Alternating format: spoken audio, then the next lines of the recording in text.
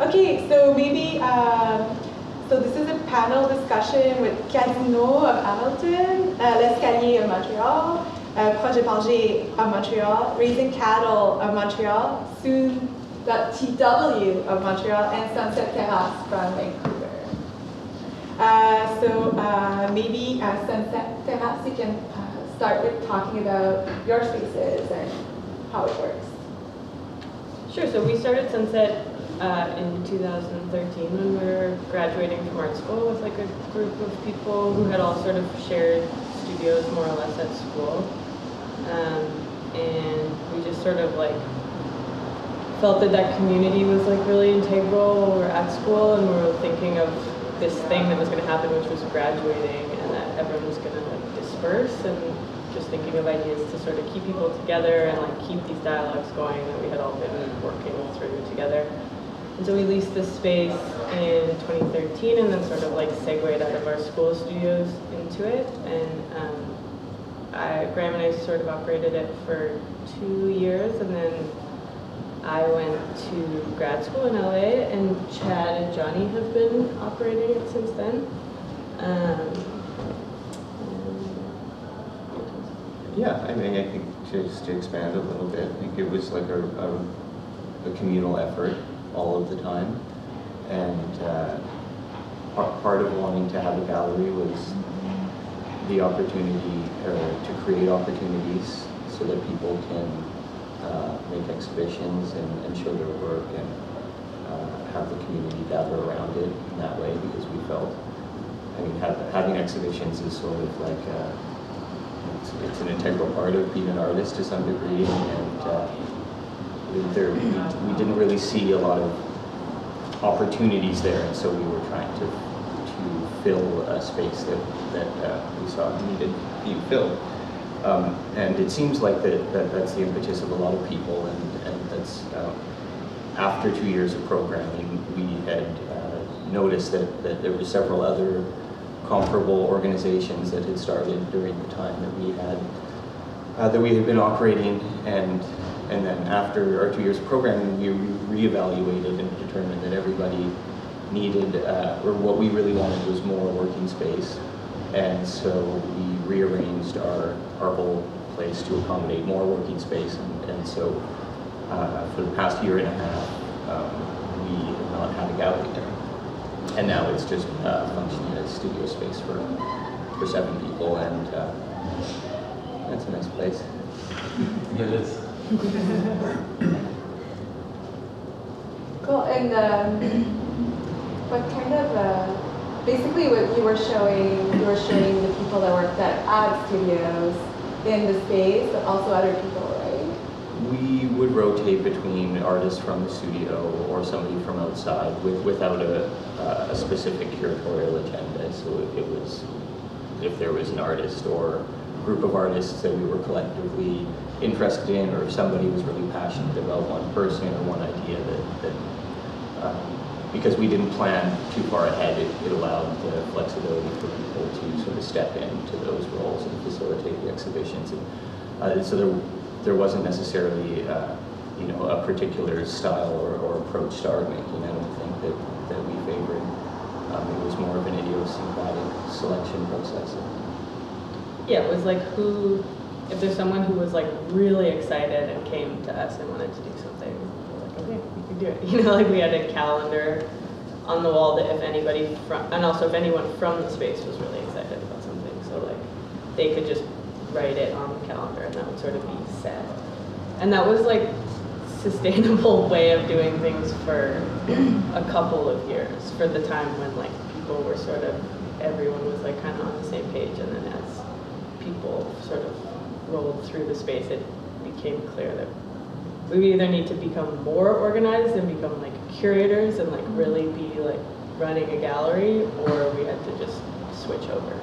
And I think most of us were really interested in working on our own work for a little while. It was a lot of like energy to give other people, I guess. But, like if we were all just volunteering, obviously, time, I'm sure everyone is.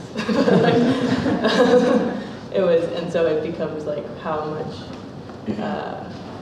just like where you're putting your time and working a job on the side also, and like just figuring everything out. And so it was really fun to like keep the gallery part of it as like a period of time, and then just keep it changing. And I mean, the space is still running, and we still have sort of no idea of what's going to happen with it. So yeah, I guess I feel like it should be noted that it was not strategically, but very uncommercially oriented. You know, throughout the 24 exhibitions that we did, we probably sold like less than a handful of works. We never had a salesperson. And so that sort of, you know, just contributes to the sustainability of something like that. But we were always fine with it. But I think that should get thrown out there anyways. Yeah. And Jérôme, present your space. Yeah, the space opened in last November 2016. You want to see the name? It's a SOON.TW. And the project actually started as a publishing project. So when I got out of the undergraduate program at Concordia, I kind of felt the need to approach people and like work with artists and just kind of like have this template where I can actually like communicate and engage with other practices. So I started doing this one book with this artist from Quebec City, Jean-Philippe Harvey. I saw his work at La Rojanka and I got really interested in it, and we started having this conversation, and then he went to New York to do this residency where he did these drawings. So I just basically kind of edited the drawings and made a book out of it. And in the last year, I made 2 other books, one with Ginny Riddle and one with Jean-François. And during that time, I moved. I finished my MFA at Concordia, and then I moved to the studio on the 305 Bellechasse, and like working with Jean-François. We already had a studio there for a long time. And towards the end of the summer, there was this small sound studio that people had for like years that they were not really using it. So when it got available, Jean-François called me and was like, yeah, like we had this ongoing conversation of a gallery project and stuff that would be kind of alternative. And 2 summers ago, I did this project called Galerie Éphémère with Jacques Bellavance, who was a colleague of mine in the MFA program, which was basically a shipping container that was by the river in this place called Village Éphémère. So there was this kind of weird beach that they built where they would host like parties and thematic nights and stuff like that. So we basically curated like 12 shows over the 12 weeks that they were open. So yeah, I was kind of interested in kind of not guerrilla, but just kind of really in the moment, curating shows and just approaching artists and seeing what's available in the studio and what they feel the need to show kind of immediately. So yeah, when the place got available, Jean-François called me and it was so cheap to kind of like pass it. You know, so we're like, yeah, whatever, just take it and we'll see from there what we can do. Like worst case, we're just gonna use it as another studio or like a showroom or something like we could use, because both our studios are literally like next door from the space. And Jean-François and like Nicolas Lachance, who's also involved in the project, where we're like basically just drinking buddies, you know, and like kind of always talking about that and like finding kind of new avenues to present work in Montreal. And yeah, so we basically took over the space, we renovated it a little bit, and then we started like building a program from there, kind of with the idea of showing work that's not necessarily being shown in either artist-run centers or commercial galleries in Montreal, and having this kind of freedom to be able to show artists and work that, you know, we're interested in genuinely, and like that's, yeah, in this kind of like very kind of open approach. Like we don't really see ourselves as curators really, but more like hosts, you know, like we have this space and then we just kind of offer it to artists or other curators to kind of take it over and like build a conversation based on that, but not really kind of imposing. Or like, it's really just for the artists to kind of be able to have this space and do whatever they want with it, you know, present the work that they feel the need to present, you know, and not have to kind of wait for 2 years and have to fill all these forms. And you know, like as artists, we all been through that, the kind of like the project proposal thing, and just kind of, it takes a while before it actually happens, you know, and just sometimes it's nice, you know, to just for your own practice to be able to like show something and then move on from it, you know. So there's this kind of like, I guess that was the main idea, to be able to have the chance to show, like our last show is this guy who's always been kind of on the margins of all the artist run centers, and like he's been really involved in the scene for a while, like he's never really shown, and then we're showing right now it goes in the undergraduate program, it's never had a show. So like to be able to have this kind of balance that like, I guess no commercial galleries or even artist run centers would kind of consider in terms of practice, and we don't really even consider that, you know, it's just work that we've seen that we find interesting, and then we show it, and it's kind of really quick, and again, it's kind of like going back to that idea of the Galerie Éphémère, where like we made shows, like, I mean, we would go to the studio on a Wednesday, and the show would be up on Thursday, and we'd be down on Sunday, you know, it's just kind of like, it's kind of crazy and a lot of like stress and last minute, but I think there's something very kind of intuitive and interesting that comes out of like this kind of emergency of showing works, but I guess we always have kind of that in mind, and obviously this stuff that's being kind of prepared in advance and like bigger shows that we're working on, but like to kind of keep this balance, I think it's kind of interesting, and have this liberty, like you guys were saying, you know, there's a calendar, there's like a little spot that opens, you know, someone can just kind of show work, and again, just for us as artists, as we said, like we're not curators, like we're like through the three of us who are running this space, we all have practices, and that's mostly like what takes most of our individual time. Like it's, I guess we connect with artists in a different way also than curators or gallerists or people that study museology and stuff like that. They kind of, like we feel the struggle in a different way, and I guess they kind of open an interesting conversation to, even for our own practice, you know, to be able to put all of that into perspective. So that's pretty much it. Is there someone that's actually studied in curation? Yep. Cool. And sorry, I forgot your name. My name is Jackson. Okay, and you want to present? Yeah, I'm here representing a space in Hamilton, Ontario. It's called Casino Art Space. It's made up of a group of people who moved to Hamilton about 2.5 years ago, kind of on a leap of faith. A group of people coming from Concordia, OCAD, and NASCAD primarily. We were all friends, and we were all looking for a change, and we ended up in Hamilton. I don't know exactly how, but I guess we had been sort of hearing about Hamilton as like an artistic city. They've been sort of trying to rebrand themselves as like an artistic hub. So you guys like didn't live there? No one lived there? You just decided to move there? One of our core members grew up there, but did her undergrad here. Other than that, no. Yeah, and so we started a space called Casino. We were mostly just looking for studio space, and we found this 5,000 square foot industrial space that was, for the most part, unfinished, but at the front of it, there was like a roughly 20 by 20 foot finished white cube, basically. And so we had to start a gallery. So the way we operate is pretty loose as well. It's whoever wants to show their own work or put somebody else's work. It's sort of a democracy where any individual has veto power.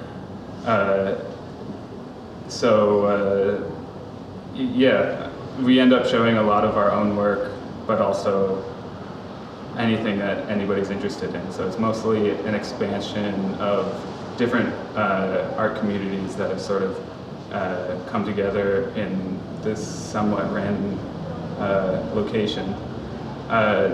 The city of Hamilton is going through like a pretty drastic change right now, a lot of aggressive gentrification, which we try to be conscious of, especially as like an art space or sort of like a signifier of that change.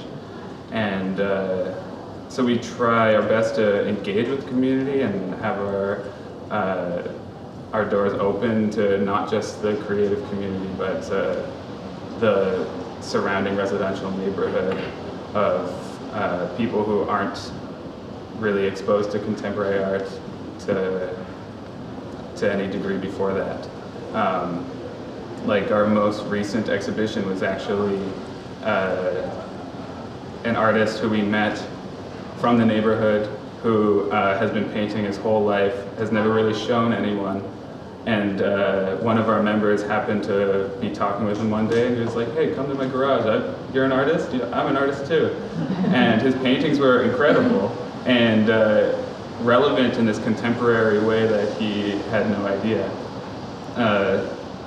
And so it's interesting to have this space to sort of act as like a community hub.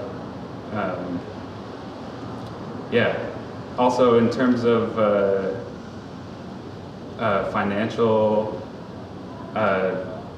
funding, like we operate primarily on fundraising events and paying rent for studio space.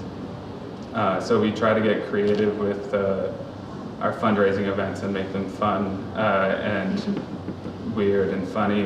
Our most successful one is called Subculture, and it's a live sub sandwich auction. We approach different members of the artistic community as well as local business owners and ask them to make a sub sandwich, whatever that means to them. Most of them are edible, some are not. Just as a side note, Hamilton has an actual culture of subs with a large Italian Portuguese community. It's like a thing. And it works really, really well, and it's actually been like a source of validation for us when we feel at times self-conscious about our place in the overall Hamilton community. But a lot of people come and we raise a lot of money that we're able to like put on consistent events, mostly one a month or so, and try to start paying artist fees and yeah, just trying to continually grow our community and I guess slowly become more legitimate or sustainable as we develop and figure out how we're operating as we go. Cool, thank you. Yeah, we can continue presenting and then we can talk about more, about like different aspects of what we can see in the art scene in Canada. Sorry, you're presenting Raising Canada, right? No, L'Escalier. L'Escalier too? Okay. We have But I'll three just L'Escalier. Open it up. It's the three of us. Sorry, we had a light problem, so we had like a big rush before starting the panel, so I'm sorry I didn't have time. But yeah, if you can present L'Escalier. I'll start now. Why not? Yeah, sure. Okay. So my name's Lorna, and the three of us run L'Escalier. I think we function a bit differently in the sense that the space that we're kind of organizing is Anna and Vincent's home. So it's Lorna, Vincent, and John. So there's like a different relationship to the public. And it really started out of more of like a collaborative writing project, I would say, and kind of conversations over many years. And then we decided to open it up and kind of turn one of the rooms in Vincent's apartment into a little space. So I'll just introduce it. I'm going to add to that. Yeah, I mean, I guess for us, like Lauren and I are artists and cultural workers, and myself as a writer and curator, and we were always kind of talking about other practices that were really exciting for us, and it originated, as Lorna mentioned, through this kind of collective writing that we were sort of doing where actually with a fourth artist named Yuki Higashino, who's originally from Japan and has been living in Europe. And we were starting our, I mean, it kind of originated wanting to talk about other practices and through a kind of writerly focus. And it started as an idea to do a magazine, and that kind of went on for a little while, just always basically just conversing and not really actually having this thing manifest exactly. But then a couple occasions came up to produce multiples that were kind of, I guess, critical reviews of other artist projects, and somehow they would end up in the shows, either as press releases or kind of essays, I guess. And but they were always kind of objects at the same time. So we did a couple of those, and all the while we're still kind of talking about maybe doing a space as well. And Vincent has an extra room in his apartment, and we thought we would try to show this artist, Julian, who's from Vancouver.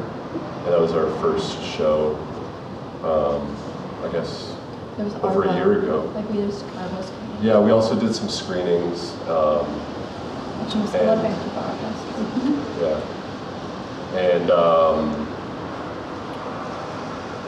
And I guess, yeah, just kind of doing it like case by case basis. As a project emerges, we kind of start discussions with the artist and see what they want to do. If it's just something that's more on a multiple, then that's what we'll pursue. And if it's actually a project, like an exhibition, we'll pursue that too.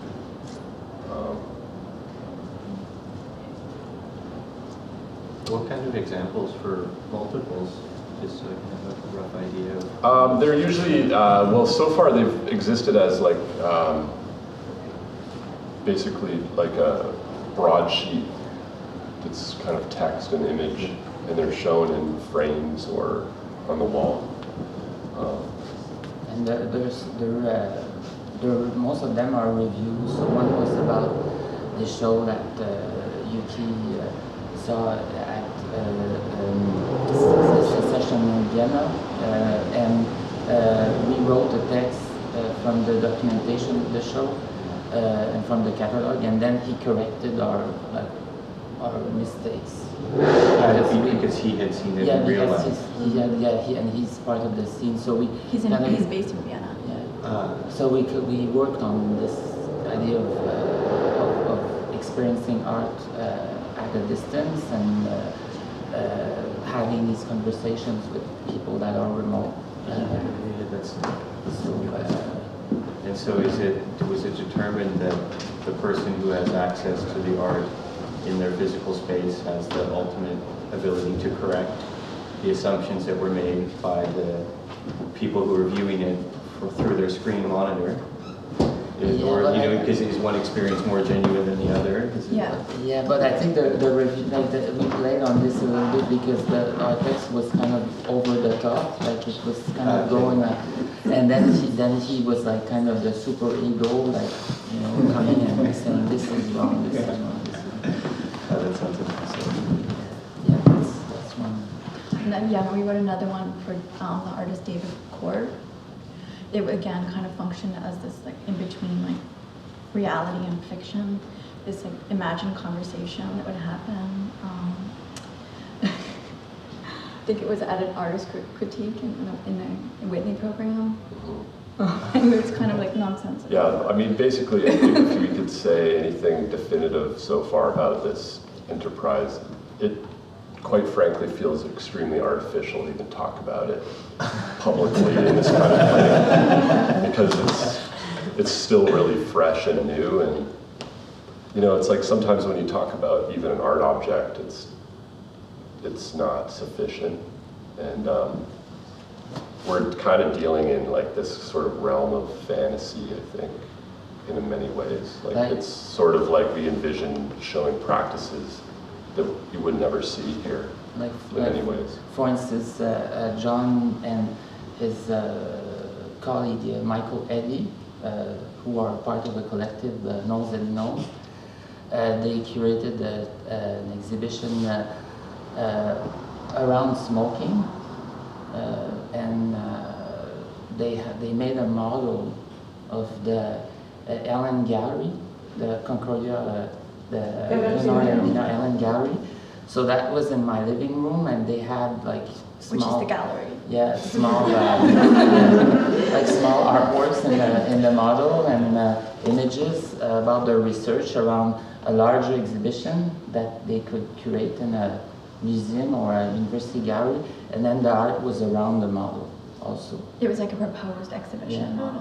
I But think it it was had like a art. rejected proposal, right? Yeah. Like seriously 10 years of research and proposals to different institutions. There would be a thematic exhibition. Around smoking. Like, you know, like say one day the MAC, which I'm sure that day will come, does an exhibition about, you know, dogs or something, you know, like something really thematic and simplistic, but yet never really simplistic, you know. So we showed the results of all of that work and presented it as a sort of like a conceit of the plans, you know.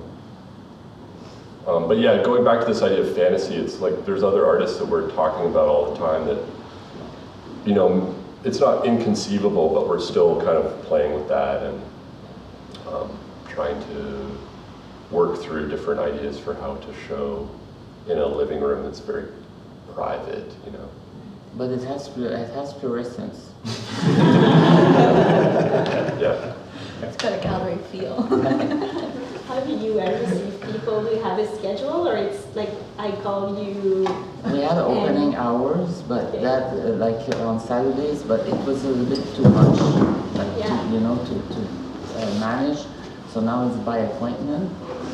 So like people come, and sometimes these guys are there, like I'm away, and so sometimes perhaps like people are a bit surprised because they arrive there and they don't know whose place it is. You know, like, and, yeah. And then sometimes I'm just like, you know, you can come and have a coffee and tea and talk with me. We need to go. We need to take an appointment. Yeah, we'll take it. Yeah. Cool. Thanks. And then we have Raising Cattle. Yeah, my name's Jackson, and I run Raising Cattle, which is about a year old now. It was started by me and Adam Revington. We're both non-Quebecers, so I'm a Quebec resident now. I'm from Australia. And Adam and I just wanted to show artists that we liked. That was where it really started. And we didn't want to let geography dictate that. So, being from Australia, I'm used to being in a very isolated place geographically in the art world. But I was kind of shocked when I got here to see that even though the border is only a 35-minute drive from like where we're sitting, there's very little American artists showing here, and unless you're a huge deal, not so many Quebec artists showing in the States. So we wanted to just show Quebec artists and American artists and artists from wherever. We don't have any funding, so we try and kind of go direct with artists rather than go through their galleries if they're represented, to just cut down costs. And Well, you deal with shipping then. we just use UPS, or we do drives to New York once every few months, and we'll drop works off and pick works up while we're also doing studio visits. And it's a very really cheap thing to do. But luckily, because we're in Montreal, where rent is cheap compared to the rest of the world for kind of cities of this size. So yeah, that's about it. Cool. She needs So it seems like everybody kind of started their space also based on the need for spontaneity and also the need for a change of what is presented regularly in art space being private or government funded. What do you think is actually missing here in Montreal? Or how do you think your project is breaking? Yeah, basically because we were wondering also, you know, in Canada we have artist-run centers or commercial galleries, and it seems that we kind of all wanted to not be trapped in those two, those two areas, which are like pretty specific. Anyway, when we started as well, like that's what we kind of didn't want to be an artist-run center, because then you have like, you know, a big committee and you have to have grants and you have to be like, every decision like takes a year.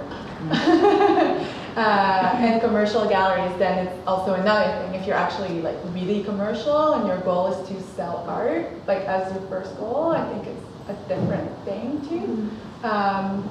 So yeah, like what kind of, you think like Canada kind of needed or Montreal needed when you started the space? Well, for us, I think we still believe that Canada needs some more criticality. I don't think we would ever bemoan grants or think that that's a burden by any means, and I think that's important to state, is that we're not replacing anything, we're not interested in sort of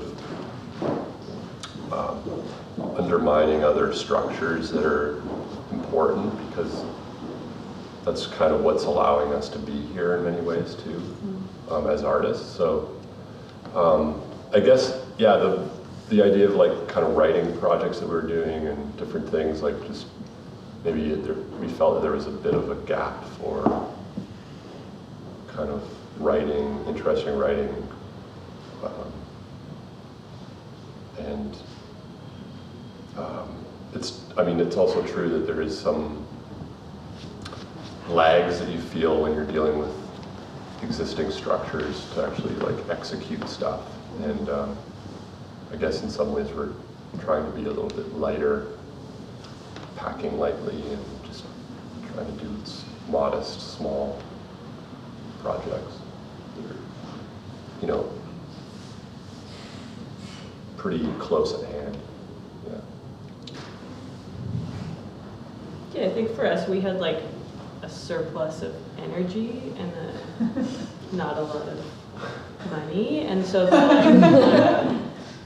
when you take away the like being a commercial gallery or being a funded artist-run center, it's actually like an incredibly simple endeavor to have a gallery. It's just an empty room, you know. And like so, when we were in art school, seeing that, and being like, well, we can do that, you know, like what we need right now. We have tons of people and friends and like people who like to hang out around each other and spend time together, and like that's a resource in itself, and that can be used to counteract like paperwork and stuff, like these other things that maybe you would use to get money otherwise. But I think that like I've been in the States for a couple of years, and they're like, grants?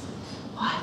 You know, and it's really important, I think, like you're saying, to realize like even the fact that they're out there, or like the bit of money that we got to put on this show is like so incredible, actually. And like, yeah, we are sponsored by the Conseil of Canada, I think. And I think that we thought, we were like, well, we'll just put in our energy into it for a couple of years, and then, because we were like also very inexperienced and stuff like that with this kind of like proposals and stuff like that, that we'll do this work and like try to get people to pay attention or something, and then maybe that money will come in the future. And I mean, it hasn't really, but like it could. I don't know. Yeah, I'd add that I think that that it's also, Jerome mentioned a kind of sense of urgency, and this is something that I think that we felt as well, because I mean, we had no hope really of being a commercial gallery.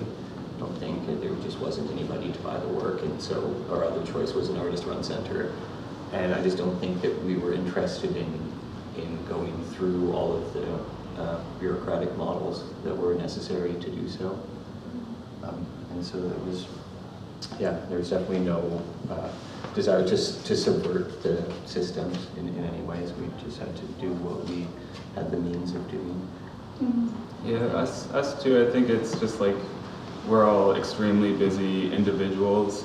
Are we going to spend our time trying to write grants and waiting to hear back from them and going through these existing systems, or are we just going to do it now? And there's a lot of freedom that comes along with just not going through the system. But I think it's nice to be able to find like a balance. Like we just got our first grant from the city of Hamilton, and now that's going to allow us to, just kind of start paying ourselves and artists and making the whole thing more sustainable.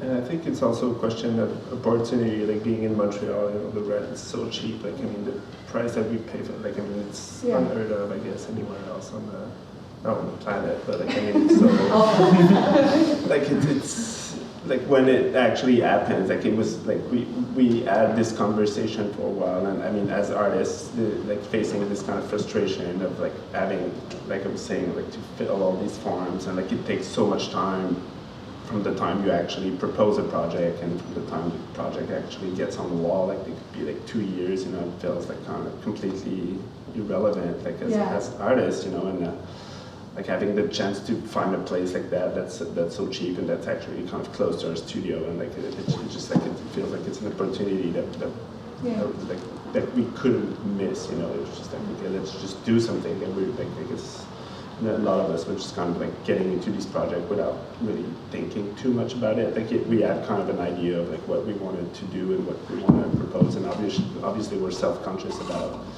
the kind of program that we want to build, but at the same time it's just it's happening, and we're kind of like learning as we go along. Like the first show we had, there's still a place for excitement, right? Like even we build programations, like we have 2 shows in advance, we're like, woo! But then you have like artists who discover, and you're like, amazing, let's do a show. And you learn, like, I mean, we've learned a lot, like in the last like few months, just in terms of how to run these kind of space, like, and how to deal with artists, how to deal with galleries, like what to do, what not to do. And like the first show is a good example. We had this artist from Chicago we wanted to show. She's originally from here, but she's never really shown from here. She's done her MFA at the Art Institute, and our good friend Simon was living in Chicago, so we're like, okay, she's gonna drive the work back. But then the gallery's like, yeah, no, we wanna like ship it because it's going to Art Basel afterwards. And then, so you guys are insured, and we're like, yeah, right, we are. And we looked that up, and the value of the work was like tens of thousands of dollars, and we're like, okay, we're not. Like if it gets lost in the shipping, we're like bankrupt, all of us, for the rest of our lives. So there was kind of this learning curve. It was like, okay, we need to get insurance, I guess, from now. And like it was basically but I think it's kind of interesting to kind of face these problems as you go along, and like now we know that if you deal with a blue chip gallery in Chicago, like it might not be the best way to go for like a small project. At the same time, it's kind of interesting because you're like, okay, like we have this conversation with these people, like I mean, it's not because we're small projects that we don't want to be taken seriously also, so it's kind of nice to, and it really kind of, like the gallery actually kind of really helped us out, like dealing with issues of like shipping and insurance and installing and all that stuff was kind of, and really kind of immediate, like, we got the work in, we got the insurance confirmation, like the moment we actually like left the gallery, so it was pretty stressful, but I think it's like a funny experience at the end, learning how to be gallerist, I guess, even though we never kind of really wanted to like be, was just kind of like a... That's it. Sometimes that's it. Sometimes Joannie for becoming businesswoman. So they were professional shippers.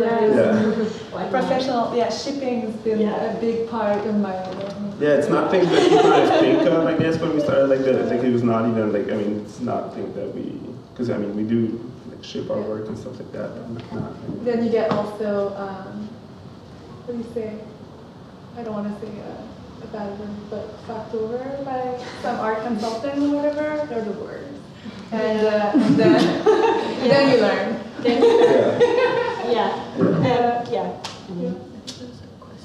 Oh yeah. I feel like everybody's sort of talking about having these like mid or sort of like gray area spaces that are like we're creating like new spaces, and are you like for shipping, for instance, like are you finding that there are also systems that are able to support that? Because is it like the same thing? Like shipping, you have to go like high or really low, and like how are you kind of navigating if you're like creating new spaces and things that don't exist? Is it difficult to find like the insurance company that isn't for like a, you know, massive gallery or something? And like, was it hard to find that insurance company? Like, no, not really. There's companies that actually specialized in artworks and stuff like that. But like obviously, like the value of these works were really way more expensive than we expected from the beginning. You know, so but we can adjust from shows to shows, like the amount of the value of what's actually on the wall and what's being stored. So like for that specific amount of time, like we kind of adjusted it. And it's just that it's also like the building that we're in, like it's super old, it's all made out of wood, you know, it's actually kind of chance that something like, I don't know, like someone's smoking a cigarette and the thing gets on fire, or like the sprinkler starts and the works get ruined, you know, it's just, and that's the thing also dealing with galleries, that's what Jackson was saying, like it's sometimes like, I mean from now, like we're trying to deal directly with the artists, you know, not to kind of have to deal with the, with the galleries in between, you know, and I think it makes the conversation more interesting too. And I think because especially like bigger galleries, I mean, they deal with so many artists, you know, and it's just like they have this way of working that's kind of generic, you know. It's not like you don't really get this kind of like personal, but sometimes I guess you don't really have a choice, you know. So that's something, but yeah, again, that's something that we've learned kind of from doing it. Yeah, it's also about like calculated risk.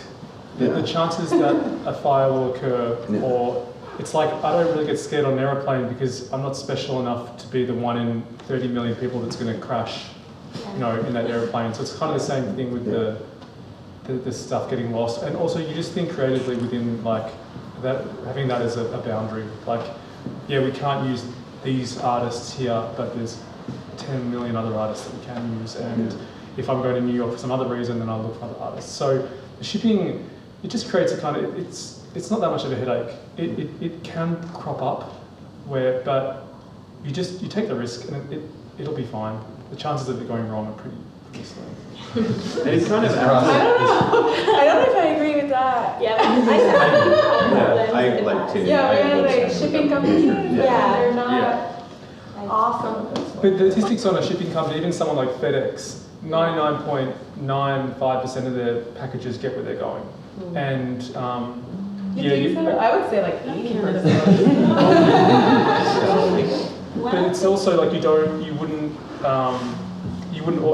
ship something which made of like porcelain, you know, just these kind of basic things. It's pretty easy. We haven't had any problems. We've shipped a heap of stuff. Yeah, I mean, because I drive a lot of the stuff also, say, back to New York. My chances of me having a road accident are far higher than FedEx losing it. Yeah. But it's just this like, I feel a bit more comfortable driving it. So it's like all statistical really, like it'll be fine. I've got a statistical question regarding that. It's maybe a bit of a legal gray area. I'm wondering if you're declaring these artworks as No. you pass them across the border. So smaller artworks. Yeah. Right? But that's kind of an interesting constraint too, like having to kind of like ship it or like drive it, you know, when you deal with artists, like obviously you can't, like, I mean, it kind of dictates the kind of work also that you're Yeah, because if it's showing like now. huge, you can't really hide it in your car if it's small. No. So yeah, like you said, it's just another constraint. And regarding customs, we don't lie to customs. We tell them what we've got. The thing with a lot of contemporary art, though,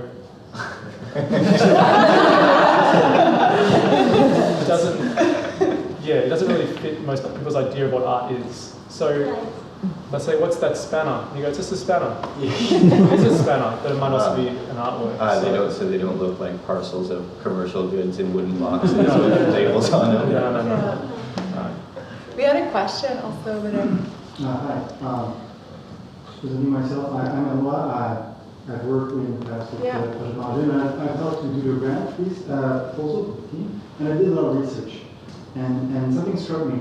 Like we talked a lot in business terms for the past like half hour, and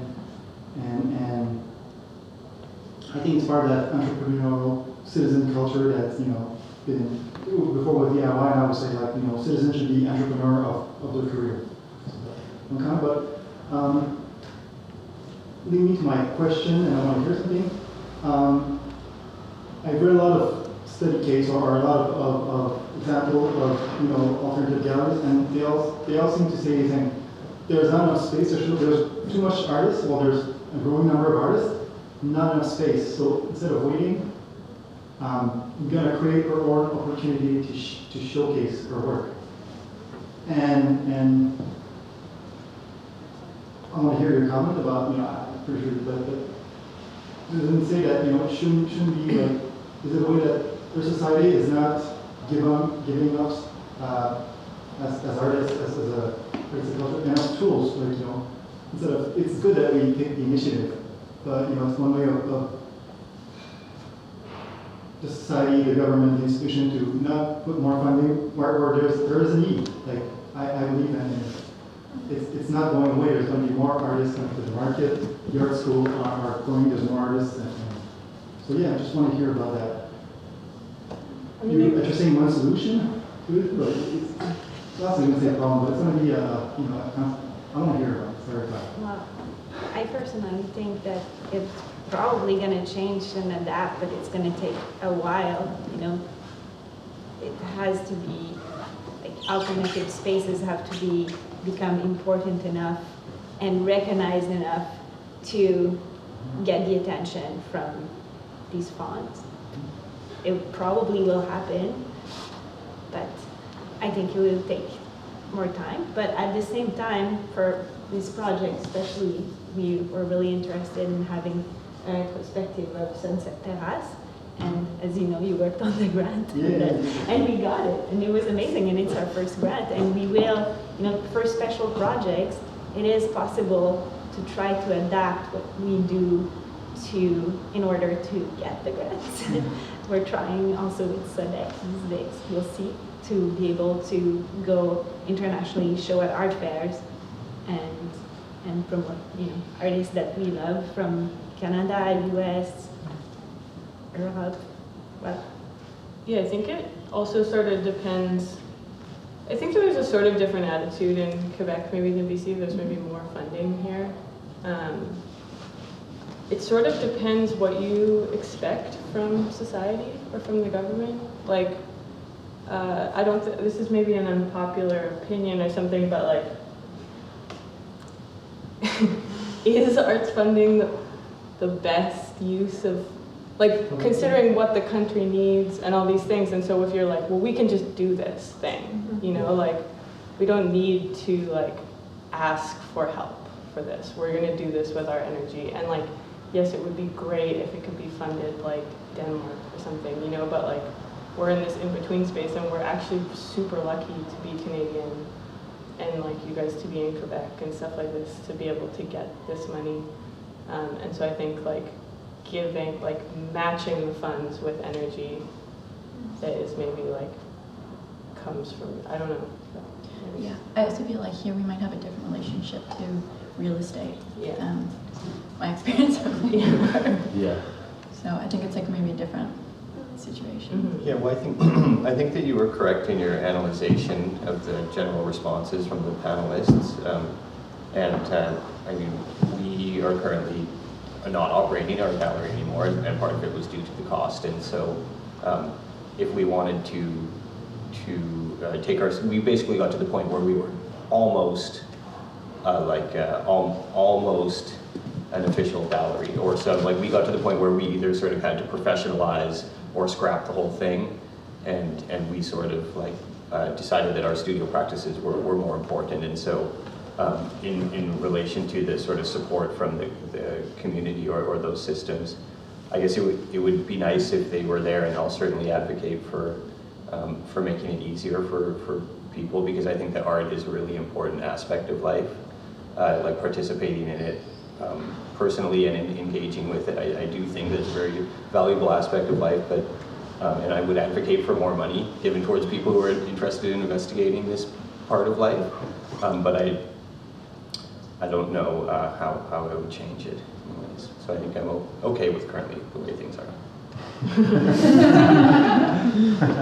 Yeah, I feel that you have to be conscious that here, especially like I was saying before, in Montreal, it's a precious situation where we don't really have to like struggle. Yeah, like either go the way where like we spend all our time trying to find funding through government resources, or to kind of be conscious of what kind of work you're showing, because you have to kind of sell it in order to be able to pay the rent. Like having this place where like basically the way we are funding the space is like contribution that people give us for the beer that we serve, and then we try to pay the rent with that, so it's like it's basically, or like just a bit of money that we're kind of injecting in the project. So it's kind of, I guess it's kind of unique to have that, and I think we have to be conscious that it's a really specific thing to Montreal, that allows that, and I think that kind of explains like a lot of like these spaces that are kind of opening right now.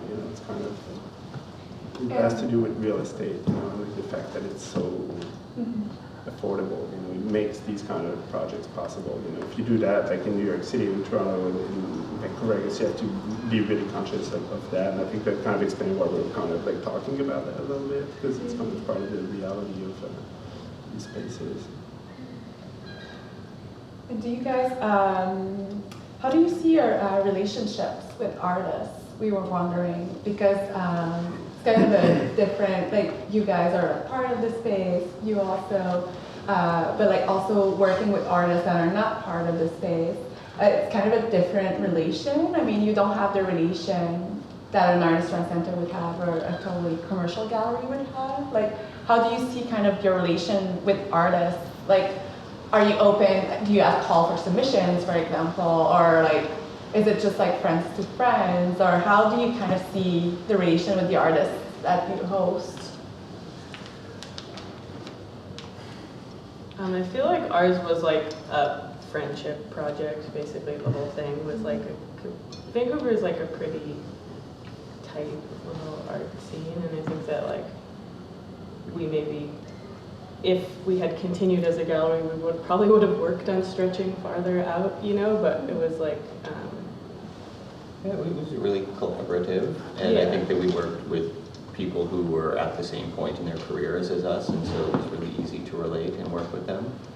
On occasion, when we did work with people who were a little bit more advanced in their careers, it was always a learning opportunity.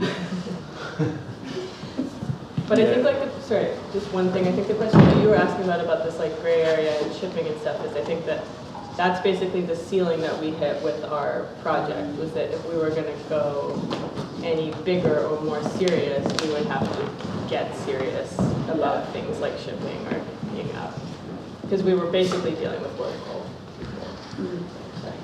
Yeah, our space is similar, and we're mostly dealing with our friends, but sometimes we deal with people who are less our friends and from out of town, and then these conversations that we weren't even really thinking about, like shipping, like we don't have money for that. We weren't even, so then it's like, okay, how is this artist actually going to get their stuff here?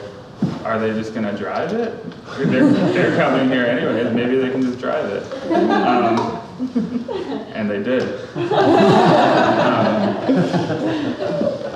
But yeah, and then even just like all of a sudden, if we don't know the people that well, then we aren't just like artists that work in the space. We're like sort of gallerists or like technicians, like helping them install their show, and like it's funny these different hats you end up wearing. How do you actually, how do you see your relation with the artists you actually present?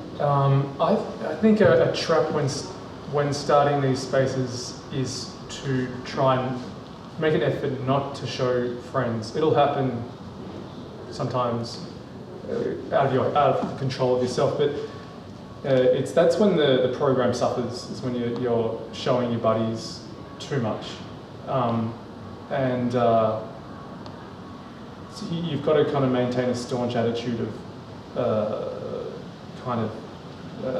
making it known that this isn't a place for me and my buddies to show, because that kind of helps no one.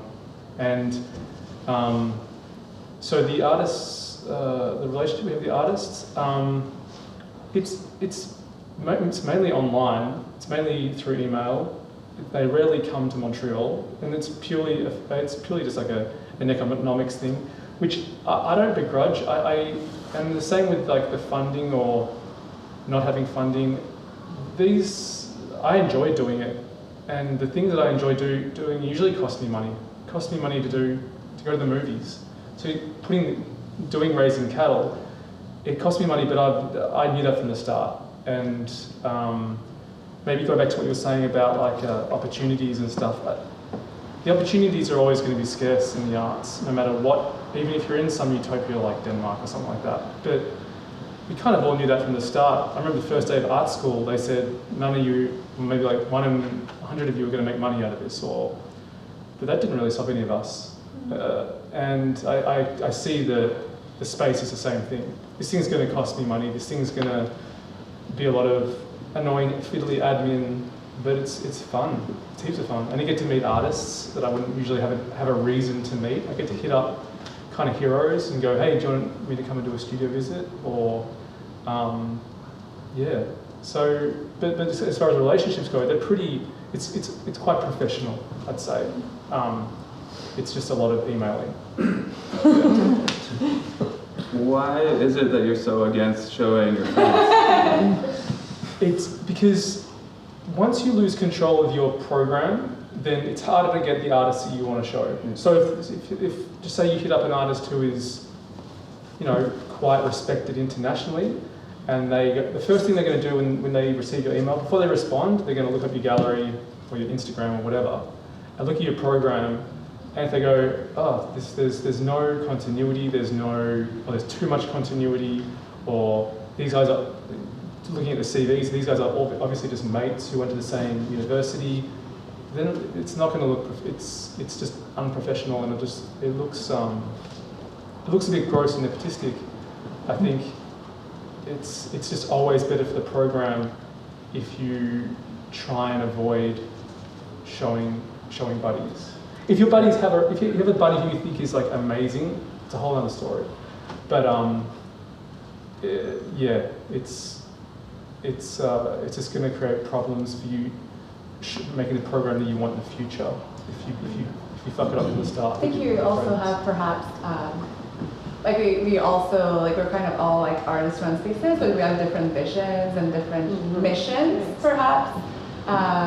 We also show artists that we contact and that we actually really love, which often is not necessarily from Montreal. Like we work a lot with artists from Toronto and New York and such. But yeah, I think though that it seems that you have like also a different mission. Like for example, Vancouver has a particular art scene that kind of needed a space like this. Anyway, when I found it, I don't know how I found out about your space. It was kind of like an internet black hole kind of day, I guess. And then I just followed your space for a long time. And I think, anyway, like knowing a bit about Vancouver, it kind of like feels like we need spaces that are actually like hubs. And then you happen to be friends, but it kind of seems like everyone that's cool artists are kind of already friends in Vancouver anyway. Yeah, I mean, I think that we just understand this as very different. Yeah. Different approaches, and what Jackson is trying to pursue is, he's talking about a program, and he has a specific vision, I think, of like a caliber of artists that he wants to work with, and in order for him to be able to attain those goals, he needs to do as he said, and our project was not conceived of, I guess, in such a long term. It was more, we wanted to make exhibitions, and we are sort of aware of, the potential problematics of showing your friends, but that was something that wasn't really a concern to us. I think we were also trying to give people an opportunity in Vancouver. That was a big part of Sunset. Yeah. And I think like in Vancouver, what I felt like I was observing was that the established thing was wildly nepotistic anyways, and that those people were just hooking up their friends, and they just had more power than us, so it was like, well, let's just hook up our friends. Yeah, totally. It was for fun, It was like, and for us too, a big part of it is about establishing a community and connecting different artistic communities across Canada, and even within Hamilton, our space sort of has become a hub for creative types from different fields, and it seemed like it was, we didn't know it at the time, but it seems like it may have filled a need in that way as well. But totally, I guess like our goal isn't necessarily to maintain like a certain caliber of work, although that of course we take that seriously, but you know, we're a big group of people with different opinions as well, so somebody that one member of our group might be really, really excited about, I might not be as excited about, but it's really important to them that this person gets shown, and so it's just different. And I think for us it was a question of expectations too. When we started the gallery, it was like, okay, we're like 3 painters guys starting a project, you know, so I guess people were kind of expecting some kind of like us to kind of show our friends, or like being in this building where there's already a lot of artists practicing like in there, and like and just the building itself has a lot of history of like hosting painters, but like also some artists. So I guess from the beginning we're really conscious of that, and like we are actually kind of making effort to not show our friends for the same reason as Jackson's saying, even though Jackson showed outer space, but like we didn't really know him at the time, and like I guess one of the things that we are trying to focus on is to like this idea of visibility, you know, like sometimes in Montreal, like when someone they're curious, they're just starting, but like there's a lot of like the same people they're showing, and I guess it has to do with the like how commercial galleries are functioning, you know, they have this roster of artists, and like they have to, like they usually show every 2 years, so like this kind of like the same artists that are being shown over.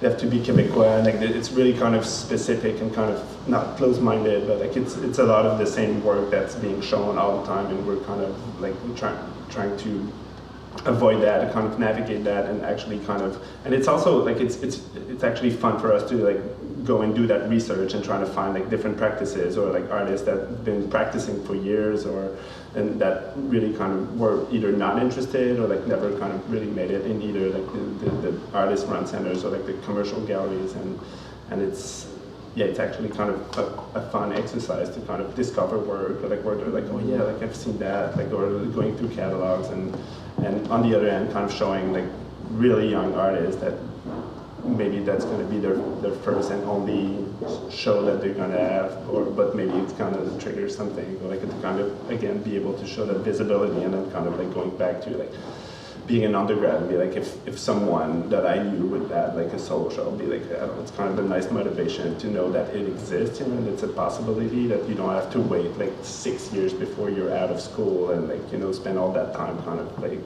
you know, trying to get it, like it's actually like an actual outlet that's actually possible to be able to, you know, approach these people to, you know, because there's this kind of weird dynamic with galleries where like you can't really show, like send your work, and like it becomes kind of really awkward for artists to kind of try to navigate that when you're out of school and you start your career, you know, and for us like just to, and also it's a community thing where people get to come to the space, and like we get, like I feel like I'll be flattered if someone would just kind of send a dossier or something to the, like just to kind of, and you know, which like we're always kind of looking for work, you know, and we're like just genuinely interested in you know, but like in practices in general, you know, and like we're trying to look at as much work as possible and do studio visits and stuff like that, but you know, it's kind of like, it's just out of our like kind of love of art, and like that's basically what we talk about all the time, you know, what we're discussing all the time, so it's just kind of like those lines.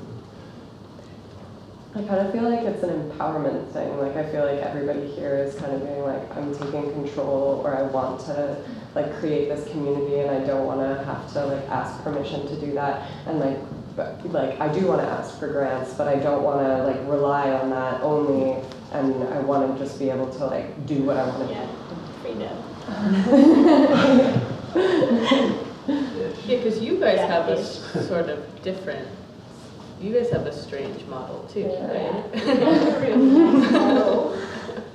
How's it supported here in this space? Actually, Projet Pangée is founded by Galerie Pangée, and it's Galerie Pangée is managing a collection of modern art in Europe mostly.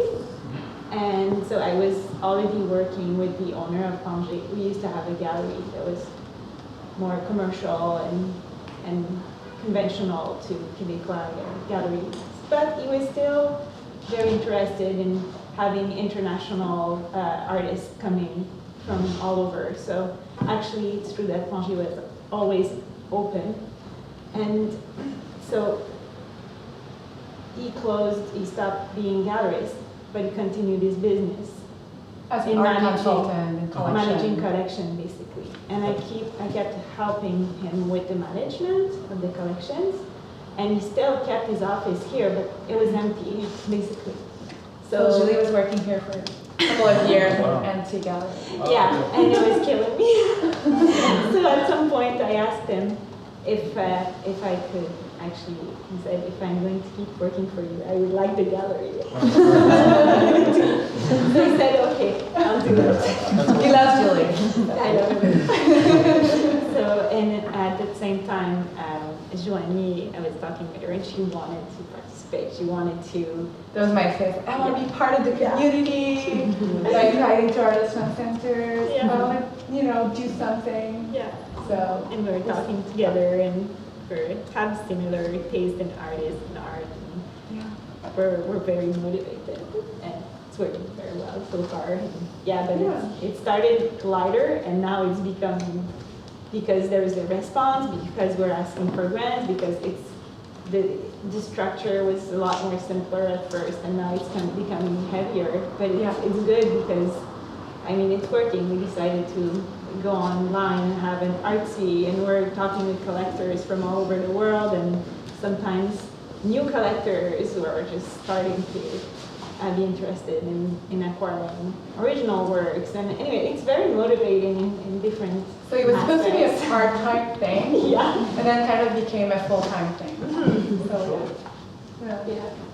but always with exciting artists that, we're always, I don't know, every time we contact an artist, like you're saying, like eras, like we also contact them by email usually, and it's always like, oh my God, and they all say yes, and you're like, yay, and you get to meet them, and a lot of them actually stayed at houses, so you get like really good buddies with them.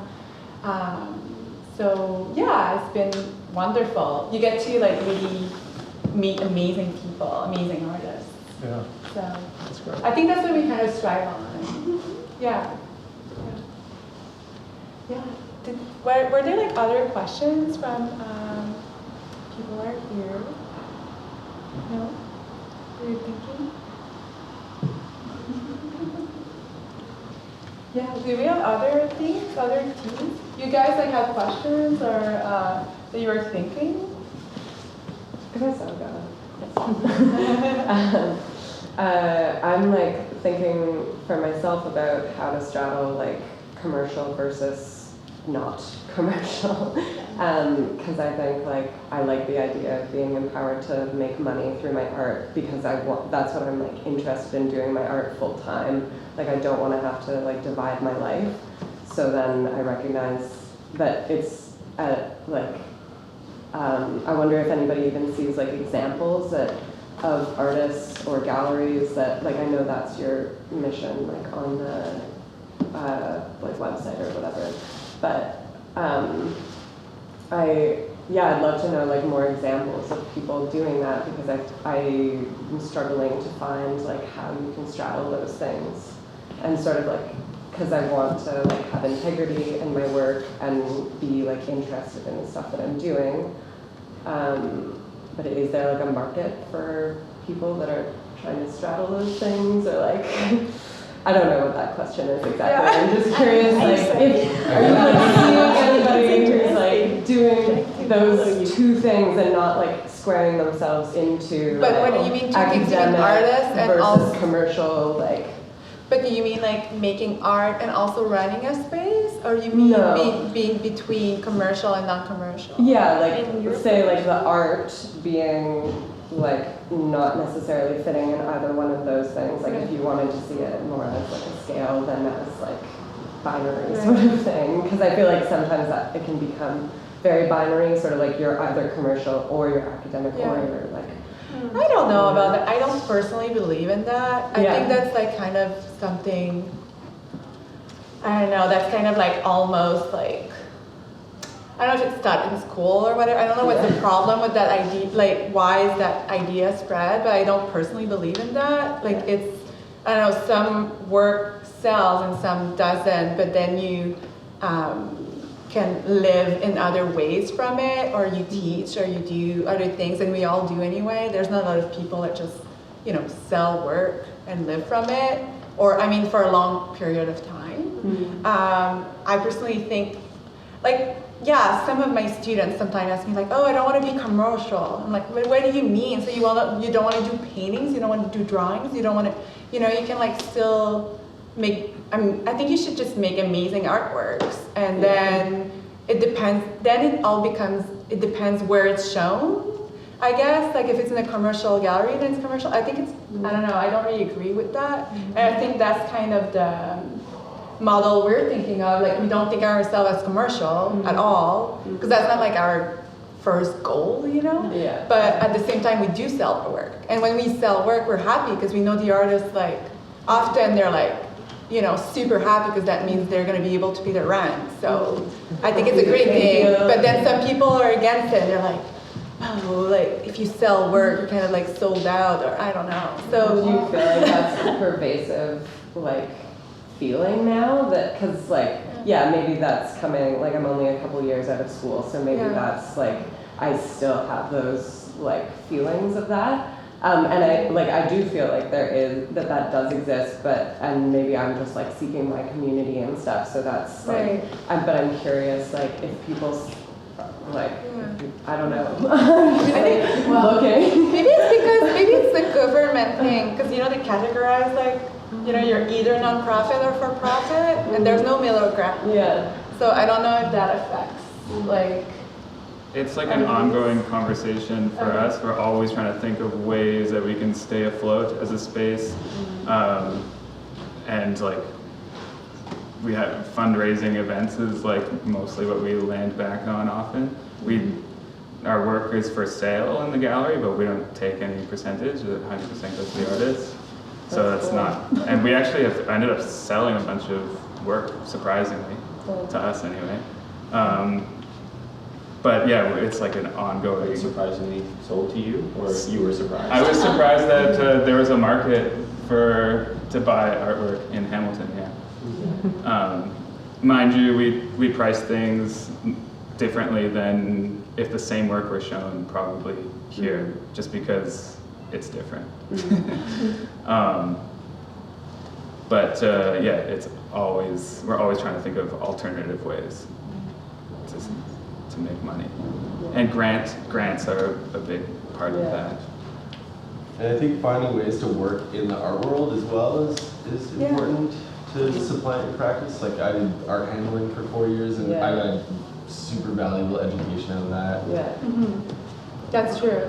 I think you should always work as well. Like, I don't personally think as an artist you should rely only on, maybe I'm wrong for some people, but I don't think as an artist you should rely only on your artworks. It's like too much pressure. Yeah. Like you should always, I don't know, then have another income, and then you can do whatever you want in your art, you know? Yeah, art handler, or Galleries. What else? Galleries. Teaching is great. Artist assistant.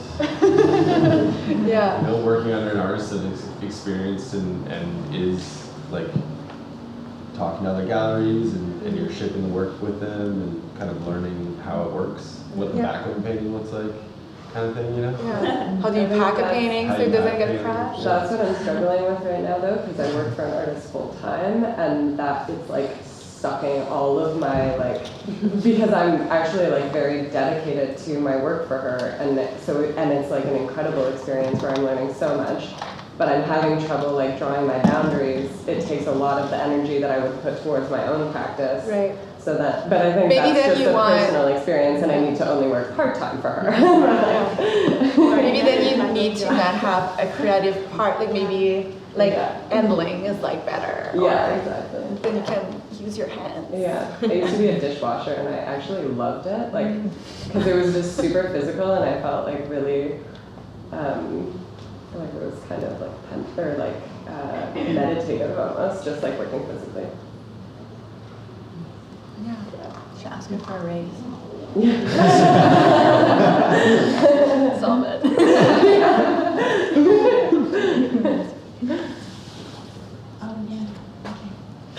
What? Okay, did we have like other questions, or we can, or if you guys, is there like a, I'm looking at my list of teams, and I think we've covered a lot of it. If you guys have something in mind you would have like to discuss? Do you want to discuss and have snacks? Yeah, we can have snacks and beers and discuss it, sure. Okay, well, thank you, and